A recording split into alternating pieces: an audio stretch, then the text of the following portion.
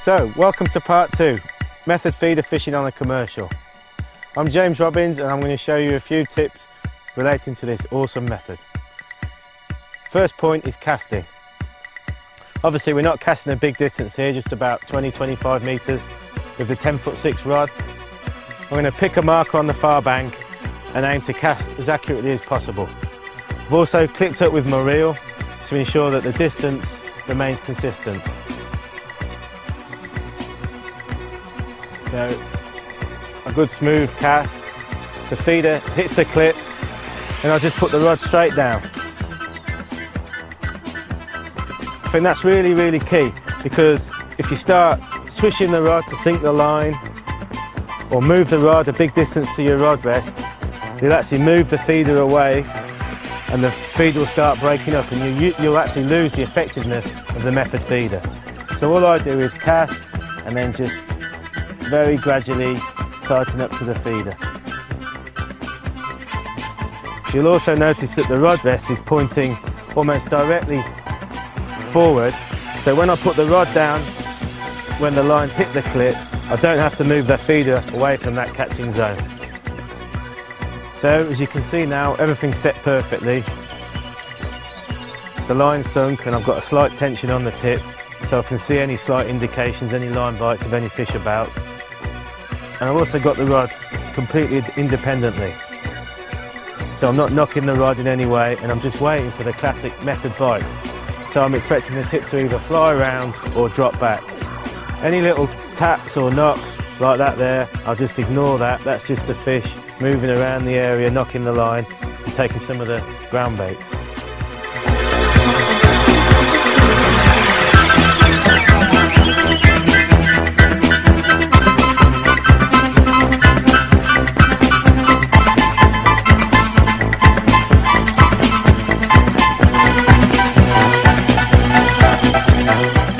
As you can see, that was a pretty violent take or bite, and you can also see how fantastic the action of this 10'6" Mat 3 XT is. The rod's bending round fantastically in the top, and I've still got plenty of power in the bottom middle section to play the fish. So the other beauty of using a shorter rod like this is you can play the fish much more effectively at close range and bring it up really close.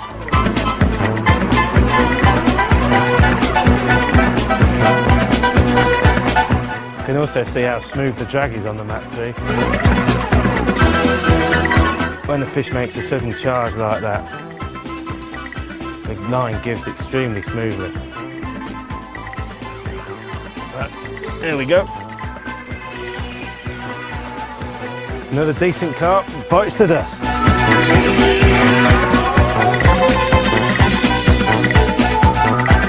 How about that? Took that on the running feeder, and that's actually taken a mini boilie. A really key tip in relation to your ground bait feeder mix is to keep it fresh and don't let it dry out in the sun or get wet when it's raining. So what I actually do is I'll only keep a small amount of ground bait in a bait tub like this on my bait tray, and I'll keep the rest of it in my ground bait bowl.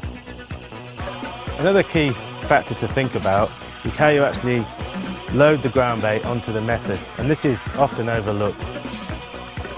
You don't want the ground bait to be too stodgy and not break down quickly. So basically when you reel in, you want to find that all the ground bait's dispersed from the feeder like this. And a really great innovation that's evolved with method feeder fishing is this mould system. So I'll quickly show you how it works. Basically place the bait in the mould, fill it with ground bait, then press the method feeder into the mould, and you get an absolutely fantastic shape form of ground bait on the method feeder with the hook bait placed smack in the middle. So that's absolutely irresistible to the fish. They come to the method feeder, the first thing they see is your hook bait, and they're straight on it. The other nice factor about it is the fact that it's aerodynamic, so it casts very well and is very accurate. As with all forms of fishing, it pays to vary the hook bait that you're using. Different baits will have different effectiveness on different days, and today I've started off using a small red mini boilie like this. I've also used red corn, yellow mini boilie and single or double dead red maggot. Most effective today has been the red maggot, but like I say, it depends on the day and it's always good to try different bait options during a match, find out which is working best. Another great advantage of using a method feeder is the fact that you can change your hook lengths and hook baits very rapidly using the quick change swivel. So this is obviously a big time-saving advantage during the match. So as you can see here, it takes a matter of seconds just to change your hook bait from, say, a red boilie to sweet corn. And you can actually be preparing the different baits on the different hook lengths while you're waiting for a bite. And that's also true when you think about actually setting up your feeder with the bait and everything in situ ready to cast. So quite often in a match you'll see people have got 4 or 5 feeders ready to go with the ground bait loaded. So when they reel in, all they've got to do is unclip the feeder and clip on the new feeder with the bait ready to go, and you're fishing. So it really saves a lot of time, a lot of valuable time during the match. So in part 1 I mentioned that I'll often use 2 different types of ground bait. 1, your standard fine ground bait mix, and 2, some dampened down 2 or 3 mil pellets. And in many cases I'll actually use both. I'll make a sandwich effect. So I'll put pellets to start with and then finish off with ground bait over the top. And I think this gives a great advantage because you get the instant attraction from the ground bait on the top, and then you actually get the pellets underneath that will remain on the feeder for a longer period. So this is particularly useful when you're waiting longer for a bite, maybe waiting for a bigger fish, or when the fishing's harder and you're leaving the feeder out more than 5 or 10 minutes. So you can actually leave the feeder out with some confidence that some bait is staying on and around your feeder.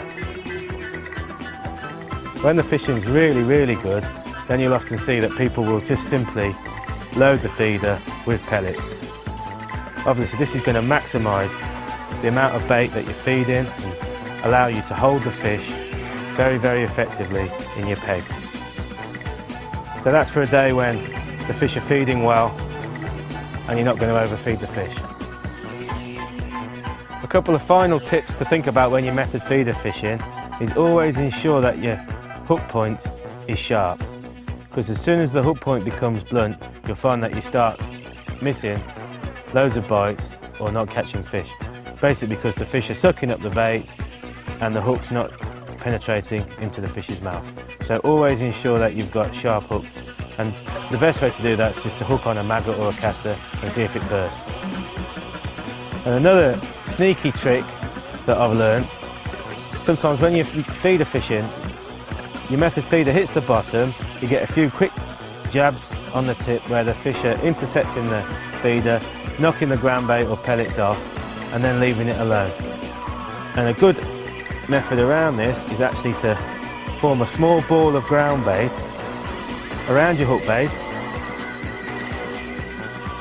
and actually fish that independently to the feeder, so still set up the feeder in the same way, or incorporate it into your method feeder as well. So that's a sneaky method of catching fish on days when they're not really having a method feeder.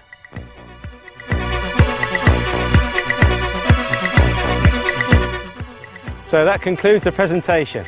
I hope you enjoyed it, and I hope some of the tips will help you catch a great net carp just like that. If you've got any questions relating to the products or tactics used during the video, please don't hesitate to drop me an email. Cheers.